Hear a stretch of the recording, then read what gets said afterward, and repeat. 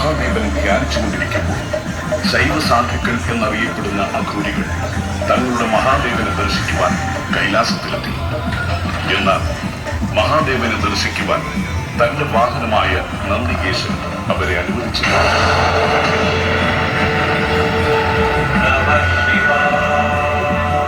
താന്ത്രികാചാര അനുഷ്ഠാനങ്ങളിൽ അനുചിതമാണ് അവരുടെ ജീവിതം.